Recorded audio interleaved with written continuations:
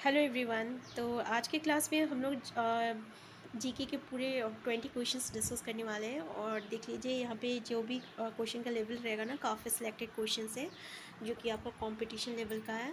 तो चलिए स्टार्ट करते हैं। पहला क्वेश्चन है आपका कि यूरोपीय संघ की संयुक्त मुद्रा को क्या नाम दिया गया है। पहला पाउंड है, यूरो है, रूबल है या फ्रैंक है।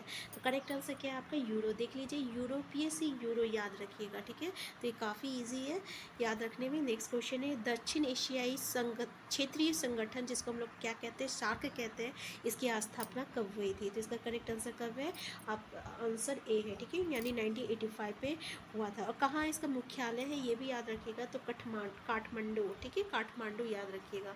नेक्स्ट क्वेश्चन है वर्ष 2021 का फार्मूला 1 विश्व खिताब किस खिलाड़ी ने जीता है। तो इसका करेक्ट आंसर क्या है, पहला देख लीजिए निको रोजबर्ग, माइकल शुमाकर, मैक्स वेरस्टेपन या लुइस हैमिल्टन। तो इसका करेक्ट आंसर क्या है, आपका आंसर सी है, ठीक है ना। नेक्स्ट क्वेश्चन है साहित्य के प्रतिष्ठित व्यास सम्मान के किस व्यक्ति को वर्ष 2021 के 31वें व्यास सम्मान से सम्मानित किया गया है। पहला असगर वजाहत, लक्ष्मी शर्मा, पद्मा सचदेव या गोपाल कुमार। तो इसका करेक्ट आंसर क्या है, आपका आंसर ए है, ठीक है ना, असगर वजाहत याद रखिएगा। नेक्स्ट क्वेश्चन है भारत में सार्वजनिक बोली जाने वाली भाषाओं में बंगाल का स्थान है। तो इसका करेक्ट आंसर क्या है, पहला प्रथम, द्वितीय, तृतीय या चतुर्थ। तो इसका करेक्ट आंसर क्या है, आपका आंसर बी है, याद रखिएगा। सावधानिक बोली जाने वाले भाषाओं में बंगला का स्थान क्या है, द्वितीय, काफ़ी इंपॉर्टेंट है, ठीक है ना।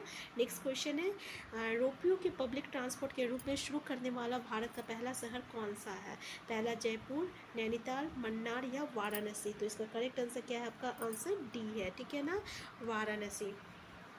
और ये कहाँ है, तो वाराणसी आपका उत्तर प्रदेश में है। नेक्स्ट क्वेश्चन है किस स्तंभ शिलालेख में समुद्रगुप्त की उपलब्धियाँ अभिलिखित की गई है जो अपने विजय के लिए नेपोलियन ऑफ इंडिया के नाम से जाने जाते हैं। पहला है सूर्य स्तंभ, विजय स्तंभ, लो स्तंभ या इलाहाबाद स्तंभ। तो करेक्ट आंसर क्या है, आपका आंसर डी है, इलाहाबाद स्तंभ। नेक्स्ट क्वेश्चन है आपका चित्तौड़गढ़ में विजय स्तंभ टावर ऑफ विक्ट्री किसने बनवाया है। पहला महाराणा प्रताप, राणा कुंभा, राणा संगा, कुंवर दर्जन सिंह, ठीक है। तो इसका करेक्ट आंसर क्या है, आपका आंसर बी है, ठीक है, राणा कुंभा। नेक्स्ट क्वेश्चन है आपका औपनिवेशिक भारत में भारतीय विधवाओं के लिए शारदा सदन स्कूल की स्थापना किसने की है। तो किसने की है, इसका करेक्ट आंसर क्या है, पहला देख लीजिए सरोजनी नायडू, पंडिता रामाबाई, दयानंद सरस्वती, महादेव गोविंद रानडे। तो इसका करेक्ट आंसर क्या है, आपका आंसर बी है, पंडिता रामाबाई, ठीक है, रामाबाई। नेक्स्ट क्वेश्चन है आपका इंग्लैंड के हाउस ऑफ कॉमर्स द्वारा भारत की कामत्स है, ठीक है ना, भारत द्वारा किस गवर्नर जनरल पर महाभियोग चलाया गया था। वारन हेस्टिंग्स, कॉर्नवालिस या वेलेजली या विलियम बेंटिक। तो करेक्ट आंसर क्या है, आपका आंसर ए है, ठीक है, वारन हेस्टिंग्स। नेक्स्ट क्वेश्चन है निम्नलिखित में से किसके बीच सही मेल है। असहयोग आंदोलन सुरेंद्र नाथ बनर्जी आपका है, और स्वदेशी आंदोलन रविंद्रनाथ टैगोर है, और भारतीय राष्ट्रीय सेना सुभाष चंद्र बोस है, ठीक है, और स्वराज पार्टी क्या है, महात्मा गांधी है। तो करेक्ट आंसर क्या है, आपका आंसर सी है, भारतीय राष्ट्रीय सेना सुभाष चंद्र बोस। नेक्स्ट क्वेश्चन है आपका किस राज्य में गमछा एक सांस्कृतिक प्रतीक है। पहला केरल है, राजस्थान है, असम है और ये हरियाणा है। तो करेक्ट आंसर क्या है, आपका आंसर सी है, आसाम, ठीक है। नेक्स्ट क्वेश्चन है निम्नलिखित में से कौन सा जोड़ा सही नहीं है। पहला है देहरादून उत्तर प्रदेश, शिमला हिमाचल प्रदेश, दार्जिलिंग पश्चिम बंगाल या पंचमढ़ी मध्य प्रदेश। तो इसका करेक्ट आंसर क्या है डियर, तो आंसर ए जो है ना, इसका करेक्ट आंसर है देहरादून। तो डियर अगर आप हमारे चैनल में नए हैं ना, तो सबसे पहले आप हमारे चैनल को सब्सक्राइब कर लीजिए क्योंकि ना इससे हमें मोटिवेशन मिलती है।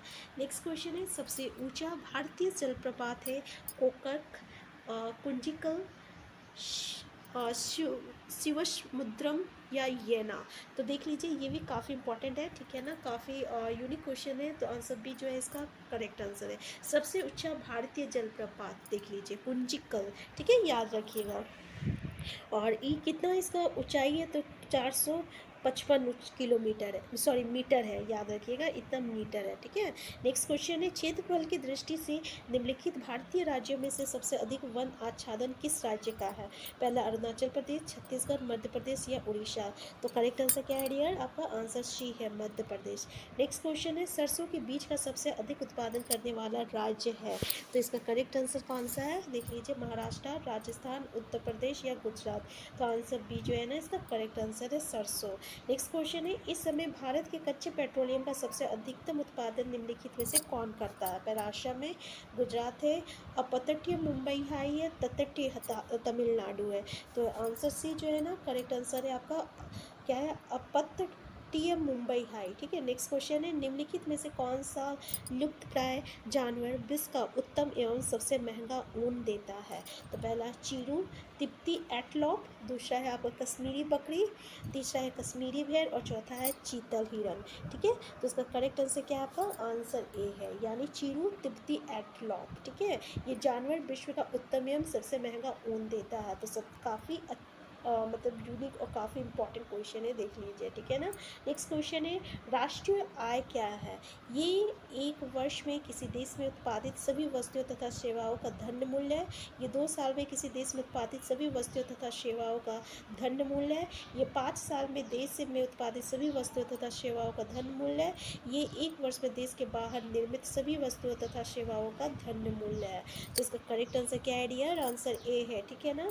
इसका करेक्ट आंसर, यानी ये 1 वर्ष में किसी देश में उत्पादित सभी वस्तुओं तथा सेवाओं का धन मूल्य है। नेक्स्ट क्वेश्चन है कि भारत में किसके सुझाव पर सरकार द्वारा कृषि फसलों का न्यूनतम समर्थन एमएसपी निर्धारित किया जाता है? भारतीय रिजर्व बैंक, नाबार्ड, एफआईसी या आपका सीएसीपी, जिसको कृषि लागत और मूल्य आयोग कहते हैं, ठीक है। तो करेक्ट आंसर क्या है? आपका आंसर डी है, कृषि लागत और मूल्य आयोग। तो अगर आपको ऐसे ही क्वेश्चन सेट चाहिए तो सबसे पहले आप हमारे चैनल को सब्सक्राइब कर लीजिए। हम ऐसे ही जो है आपका रेगुलरली आपको प्रोवाइड करते रहेंगे। अब डियर थोड़ी सी इन्फॉर्मेशन हम लोग शार्क के बारे में जानते हैं, ठीक है ना। तो शार्क क्या है? तो दक्षिण एशियाई क्षेत्रीय सहयोग संगठन है। ये भारत एवं पड़ोसी देशों की प्रधानता वाला अंतर्राष्ट्रीय संगठन है, ठीक है। इसकी स्थापना जो है 8 दिसंबर 1900 कब हुई थी? 85 में हुई थी। ढाका में शार्क जो है चार्टर द्वारा, किसके में? ढाका में शार्क चार्टर द्वारा। इसका मुख्यालय काठमांडू नेपाल में है। सदस्य की संख्या कितना है? तो 8 है। संस्थापक सदस्य कितना है? तो 7 है, ठीक है। भारत है, बांग्लादेश है, भूटान है, ठीक है, और नेपाल है, मालदीव है और श्रीलंका है, पाकिस्तान है। तो याद रखिएगा, इंडिया, बांग्लादेश, यानी भारत से इंडिया, ठीक है, फिर बांग्लादेश, फिर भूटान आईबीबी, फिर नेपाल एन, फिर मालदीव्स एनएम, मालदीव, फिर श्रीलंका, फिर पाकिस्तान एमएसपी, आईबीबीएन एमएसपी। इस तरीके से आप इसको और इसका शॉर्टकट बना लीजिए, आईबीबीएन एमएसपी, ठीक है। इसके सदस्य की संख्या है आपका इंडिया, बांग्लादेश, भूटान, नेपाल, मालदीव, श्रीलंका और पाकिस्तान। देख लीजिए, न्यूनतम सदस्य देश क्या है आपका? अफगानिस्तान। वर्ष 2005 में आयोजित हुए 13वें वार्षिक शिखर सम्मेलन में शार्क का सबसे नया सदस्य देश बना। काफ़ी इंपॉर्टेंट क्वेश्चन है कि नया देश जो है वो कौन सा है जो कि आपका शार्क का सदस्य बना है? तो याद रखिएगा, आपका अफगानिस्तान है। कब बना था? 2005 में, जो आयोजित हुआ था 13वें वार्षिक शिखर सम्मेलन में, ठीक है। बिम्स्टेक, जिसको हम लोग bay of Bengal initiative for multi sectoral technical and economic corporation, इसका फुल फॉर्म है। इसका फुल फॉर्म देख लीजिए अच्छी तरीके से। इसकी स्थापना कब हुई थी? तो 6 जून को हुई थी, ठीक है, 1997 में। मुख्यालय कहाँ है? ढाका, बांग्लादेश, ठीक है। इसका सदस्य देख लीजिए, 7 है, बांग्लादेश, भूटान, भारत, म्यांमार, नेपाल, श्रीलंका, थाईलैंड, ठीक है। आप इस देख लीजिए कितना है, आप इसको किसी भी तरीके से याद कर सकते हैं। बी से हो गया बांग्लादेश, भूटान हो गया बी से, आईबीबी जैसे अभी हम लोग याद रखे थे ना, आईबीबी से, तो ये आपको याद रहेगा। फिर आईबीबीएन से आपको ये याद हो जाएगा, ठीक है। इंडिया, बांग्लादेश, भूटान, नेपाल, ये याद हो गया। अब आपका सिर्फ क्या है? श्रीलंका, थाईलैंड और म्यांमार। एमएसटी याद रखिएगा, एमएसटी यानी म्यांमार, श्रीलंका और थाईलैंड, ठीक है। तो इस तरीके से आप इसको याद रखिएगा।